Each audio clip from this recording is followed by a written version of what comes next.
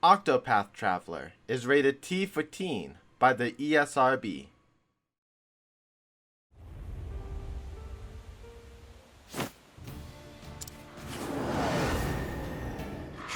Hello everyone and welcome back to another episode of Octopath Traveler. In the last episode, we had come across the Ogre Eagle, which killed us quite horribly. In fact, it was so horrible, it took up most of that episode.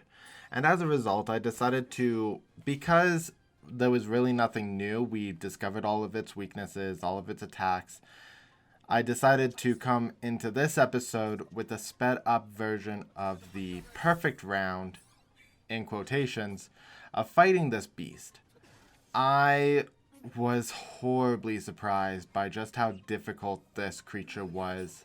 I completely overestimated my abilities when it came to fighting this thing, and it's making me think maybe I should do some extra training, level up some more, I don't know. But I was super surprised. Its abilities were remarkable. I was expecting it to be able to use wind magic for sure based on what kind of creature it looked like. But the fact that it kept damaging me with such strong physical attributes was difficult. And that's not the only thing that's happened in this battle. I messed up several times. I misclicked and it ruined my day thinking that I was just gonna lose. In addition, the overheal that I have with Primrose doesn't work in the latter half of the battle where I'm supposed to be having my life energy drained because it's not based on what you have for potential health. It drains your max health. So go into this battle with lots of HP. That's basically all I can tell you guys. It's quite strong, and the strategy is, for me, it was break it as many times as you can. Get it so you can break it multiple times quickly in a round. Start with the ice. Then you can use ice, swords, and lightning. Then you can use ice, sword, lightning, bow, I'm pretty sure was the second one, and dark. Everyone on my team is able to do some sort of damage to break it if I can get it to that point. I also got lucky in this round where I got to move first before it locked off some of its weaknesses. Well, maybe that was another round. This is actually like attempt number 4 where I got close to defeating it, and it took quite a long time to defeat it. Oh my goodness. It's surprising just how much patience you develop when you're trying to figure out the best strategy. This creature was definitely designed to inflict status ailments, so I had changed up a lot of my gear in order to prevent me from getting certain ailments. Cyrus can't be put to sleep, which was one of the ailments that kept being afflicted on him, and that's not good. Fortunately, this creature wasn't able to cast spells like Silence, so I wasn't too concerned about that. I considered putting everyone into the job for Priest, because the Priest has this ability, the ability Saving Grace, which allows you to overheal when necessary. But I decided to go against because once I got to the stage with the rainbow clouds, the rainbow toxic clouds, I should say, there was no saving. There'd be no way to overheal and save yourself. I decided to go against what my previous strategy was in the last episode, which was have counters for magic.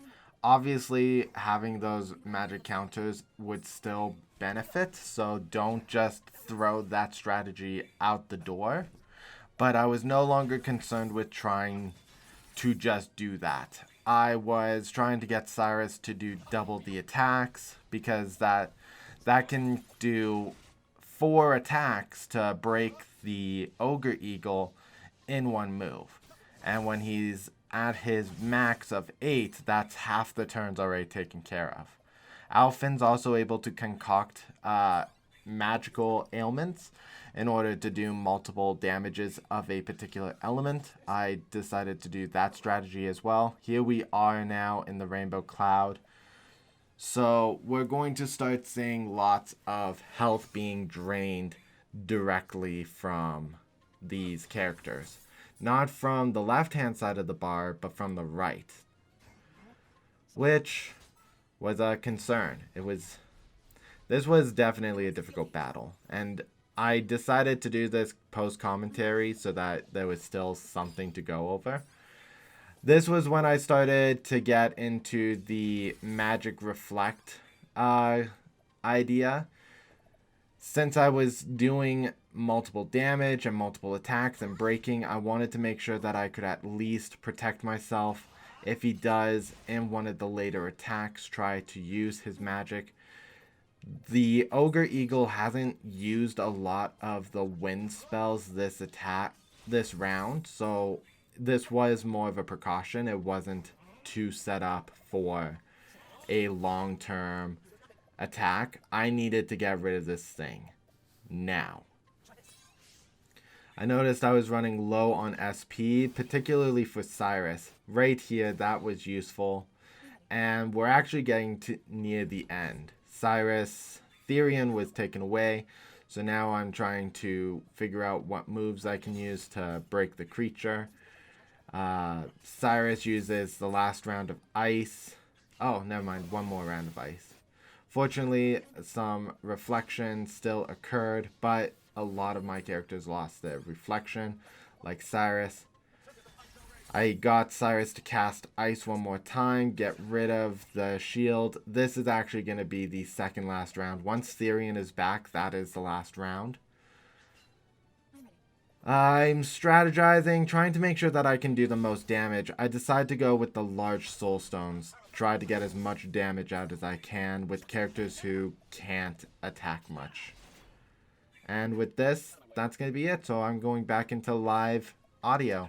Thanks, guys, for listening. Where's the nearest tavern? Okay. I've now cut the fast forward. Guys, this is my 4th attempt. And each time just kept getting worse and worse. I was almost ready to give up on this storyline.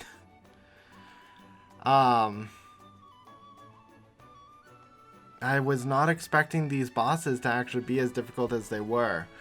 What ended up, as you guys saw, and I even made mistakes in this battle, by the way. I targeted the wrong things. I cussed really loudly when something misclicked. Because if you misclick, there's no going back. Whew. I'm happy it's done. Let's get this feather.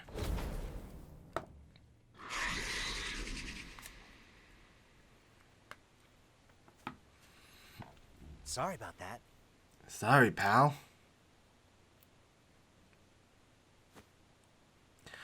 But this pinion of yours is going to save a man's life. All right. Alrighty, Ogen. Like it or not, here I come.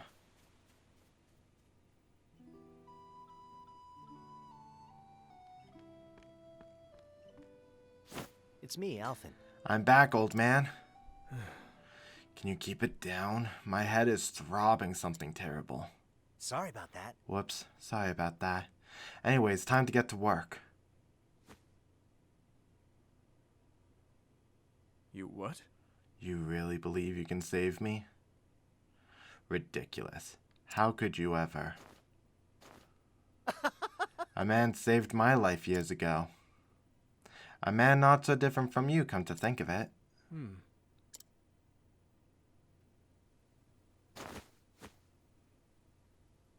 Listen here, Ogen. I may call you an old man, but it's too soon for you to go. People are suffering out there, dying. There are plenty of lives you can still save. Maybe you're right. I once met a man who said the kinds of things you say. He was an apothecary too. In my darkest hour, it was his words that stayed my hand. Despite having no hope, nothing to live for, he convinced me to press on. Who was he? What the heck could he have said to a mess like you?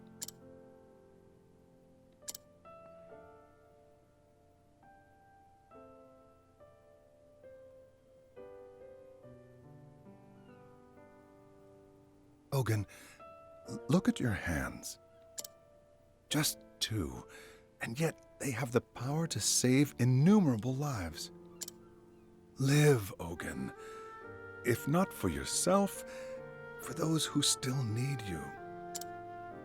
All around you, people are suffering, dying. There are plenty of lives you might yet save, if you have it in you to save them.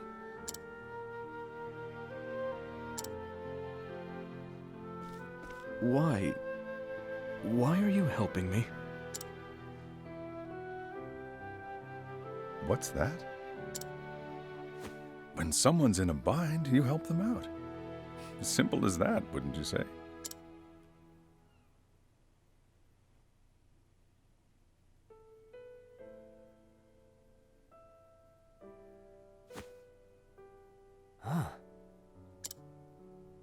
Those were his words to me. It's the damnedest thing, but somehow you remind me of him. Gadzooks. Those words. I heard them too, when I was just a boy. You what? There's no doubt about it. That's the man who saved my life.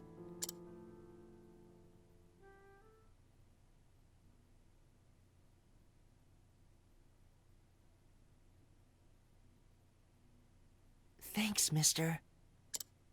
But why'd you save me? We ain't got no money, you know. Listen, son, and listen well. I saw someone in a bind, and I helped him out. Simple as that.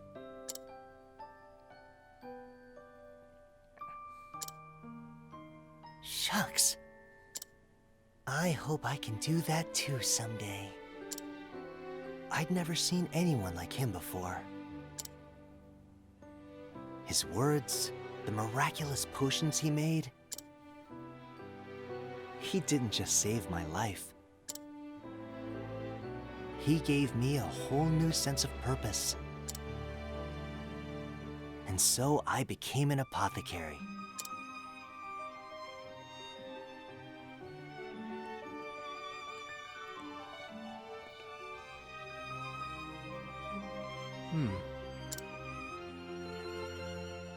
Fate truly does work in mysterious ways. Maybe you can help me. Tell me more about him, Ogen. I don't even know his name. Graham was his name. Graham Crossford. It was 10 years ago that I met him. He was traveling the realm, as was I. He said he was searching for a remedy for his dear wife, who had been stricken with a deadly malady. His skills at mixing salves and brewing elixirs was like nothing I had ever seen. He traveled from town to town, healing the sick and wounded at every turn, and still managed to fashion the elixir he sought in 2 short years. But it was too late. His beloved had already passed on, never to return. He told me the story of a bright young boy to whom he eventually gave the medicine. To think I'd meet that boy in the flesh one day. After he saved my life, he wandered off again to who knows where. Word has it that he later passed on to meet his love. So, he's gone. At any rate, it all makes sense now. Graham didn't choose his patients. He helped everyone he could, just like you. We didn't always see eye to eye, but I respected the man, and I'd like to think the feeling was mutual. I see. Thinking back on it, talking with you was oddly familiar from the start. Your innocence, naivete, whatever you want to call it, it's like a mirror image of the man. Oh. You're carrying on his legacy as well as any man could. Even if you are a sentimental sop.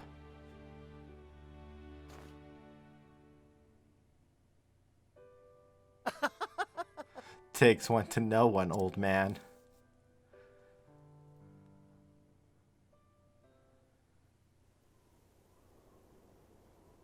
Thanks for everything.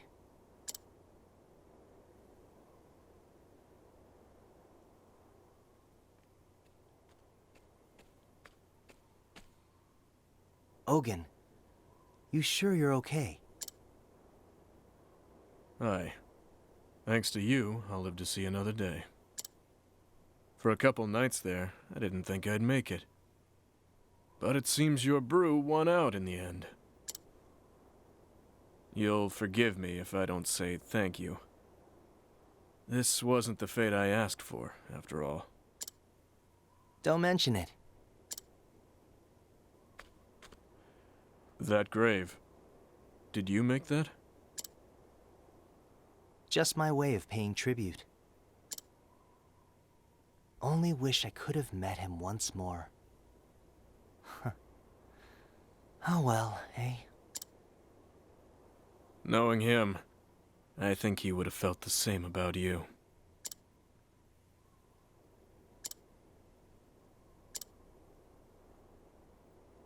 Well, guess I'll be off then. After all, there's still folks out there who need my help.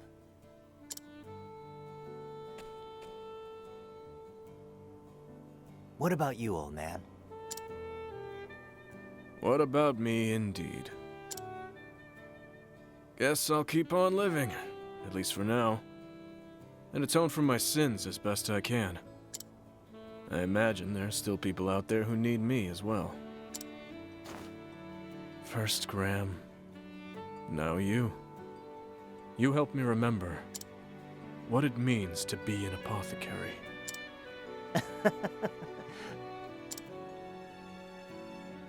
Ah, shucks. Guess that means I was right about something after all. Be safe here. I reckon you won't get lost in your travels after this. And me neither, mind you.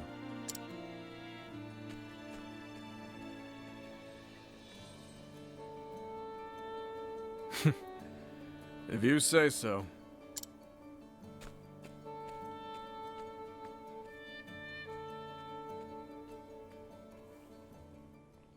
It was an age when the medical arts were still in their infancy.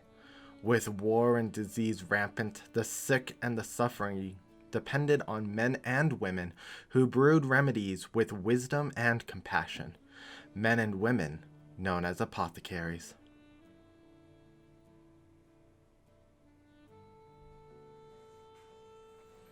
So that's it for Alfyn's story. And here's our little... I'm actually tearing up a little bit. Despite having such... I think I'm tearing up because of the struggles I actually faced in that boss battle mixed with this emotional ending. So we have this piece. We're back here in the Riverlands. And I think I actually don't think there's anything we can do here in Clearbrook. I think it just brings us back here because this would have been the end of the story. Anyways, guys, I hope that you enjoyed this episode of Octopath Traveler. We were able to clear out the story in Orwell and finish off Alfyn's story. Up next, we'll be working on Therian's story, which takes us... Where does it take us?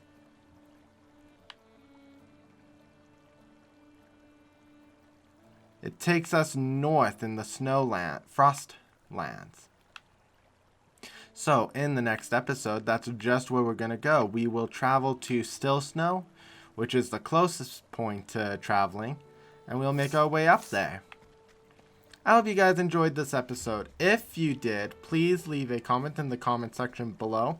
Join our Discord channel. Links down in the description. Leave a like, press the like button, and subscribe if you have not for more Octopath Traveler content. We'll see you in the next episode. Bye.